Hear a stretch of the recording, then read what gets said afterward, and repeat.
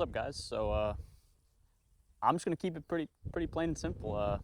This is one of the greatest things that I have ever purchased with my money.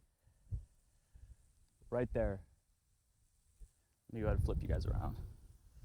So this is my 2025 Honda Gsxr 650 with just under 500 miles on it, and this thing is fun. It's fun, honestly.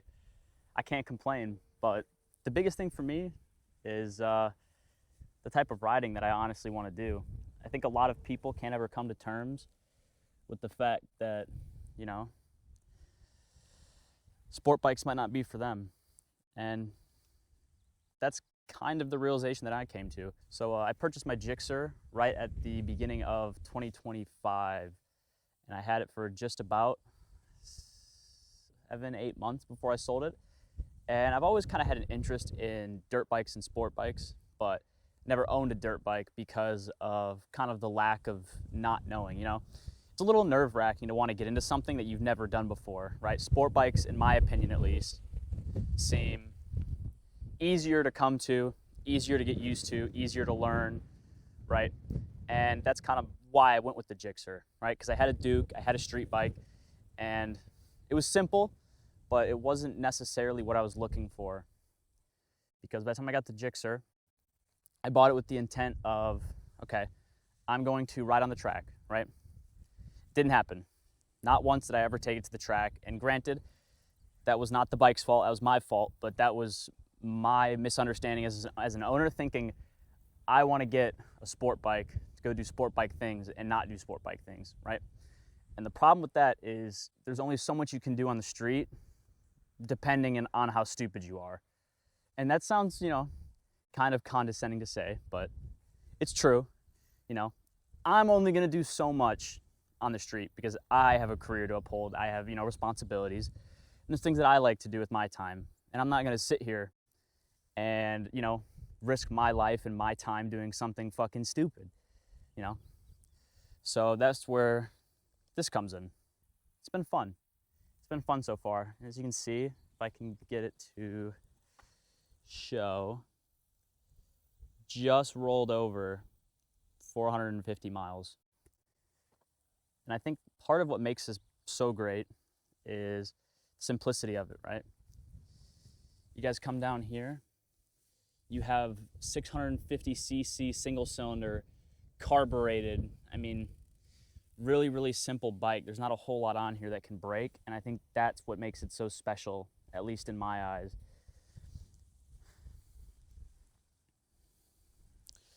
So what I think we're going to do here is I'm going to go ahead and get on this thing, and I'm going to get some nice, good little dirt riding in, and then kind of talk about it as we go if I can get my microphone to work. Also, side note, got a new camera, which I have been absolutely loving. I think this thing looks fucking amazing. But back to me on the bike, so see you in a minute. One thing I will say about this bike is it is definitely a little big. I am not the, you know, largest fella by any means. And this thing is kind of a beast to wrestle with sometimes, but it's not the end of the world. So I don't know what type of trails these would even really be called. These are pretty just casual trails, I guess.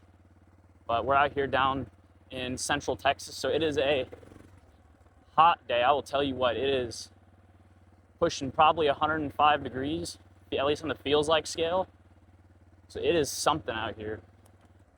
One thing I will say about this bike is that I have got to get rid of the fucking smog. The pair valve on this thing is absolutely horrendous. Yet again, not sure if it's going to come up on camera, but this thing backfires like literally no other for honestly no reason. Another thing I got to get used to about dirt bikes is standing up. I am not used to standing up at all. It just feels extremely uncomfortable. And so that's something I'm going to have to learn eventually, you know. But that'll come with time. I'm slowly but surely been practicing my fundamentals and learning little things here and there. Back to the riding characteristics. What I love about this bike is I can take this thing on the highway, on the trails, and sure, it is heavy. Like this, do not get me wrong, this is, 350-pound dual sport. She's heavy, but you can do quite a lot for weight saving. So today actually, I got some protection shit coming in. I have been a, stator cover, skid plate, and then a new front sprocket cover, because I got this big old pair of enduro boots, and them fuckers suck to shift with on this bike. I don't know why, but Honda did not give you any clearance to take off the pinch bolt and then move your shifter up a couple notches on it. Why?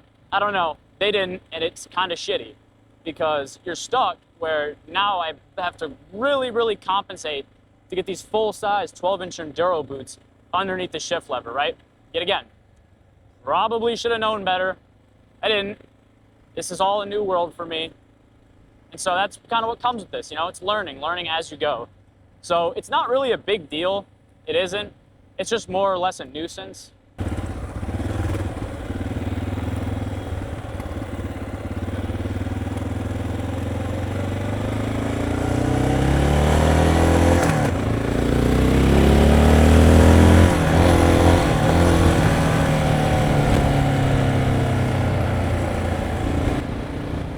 Trust me though, she's got plenty of get up and go for the street.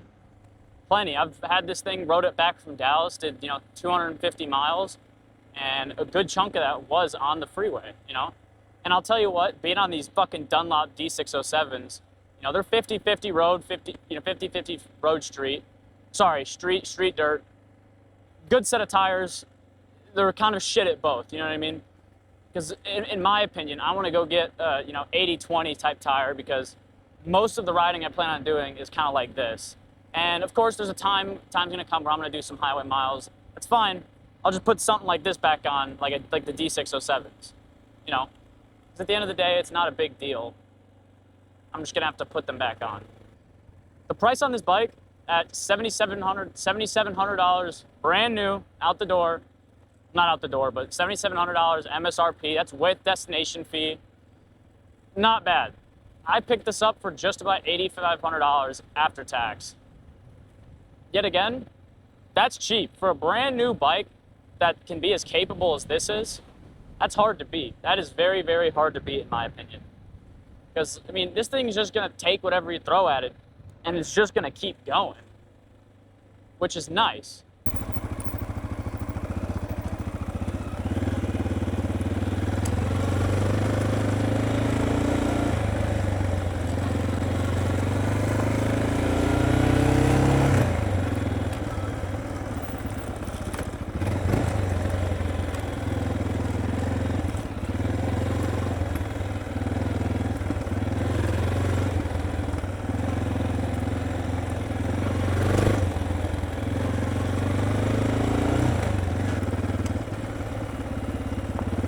The same one I went down?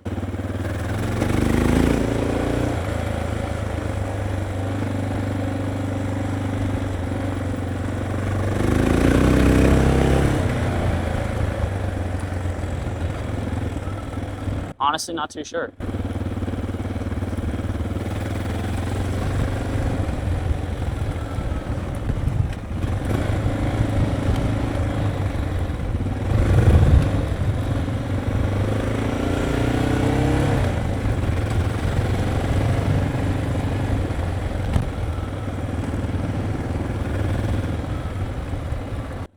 I think that Honda drives a really hard bargain with this, because when you look at the big thumper dual sports, right? You got Gsxr 650, DR 650, and then Husqvarna 701, right? Everybody knows the Husky is going to be the nicest, right? Literally no one is arguing that. It is the biggest, most expensive, fastest bike in this category, right? But what makes it, more expensive is that it also is liquid cooled EFI, right? Yet again, more power. I don't want to say less reliable, but more things can break, right? Which is what I like about this thing. If this thing breaks on a trail, I literally have I have a tool roll that fits every bolt on this fucking bike, and that's my biggest worry, right? If it breaks, I can fix it. It's not a big deal. You know, you can troubleshoot as you go. That's just how it is, and that's what makes this thing so special, in my opinion. Because I think there's too many people out there that get these bikes, you know, these big old adventure bikes, you know, Tenrays, Pan Americas, Gs's, and you know, they're fucking ginormous. And then you end up with these people that just don't know what to do with all that power. Or, worst case scenario, if you have something like the GS, if that thing goes down, you're not fixing it. BMW, you're kind of cooked, you know what I mean? And it sucks to say, but that is the truth, in my opinion. If you go down in the middle of somewhere that doesn't have access to BMW dealers and BMW parts, you're kind of fucked, you know? And you're gonna have to learn that lesson the hard way. But, you know, you give and you take, because if you want something that can be more capable off-road, you can take something like this, right? But if you want something that can do crazy highway miles and also manage itself pretty decently on gravel, you know, you have those options with the GS, Pan America, and things along those lines. So, just going to conclude this video of why I sold my sport bike, and why all of you should do the same.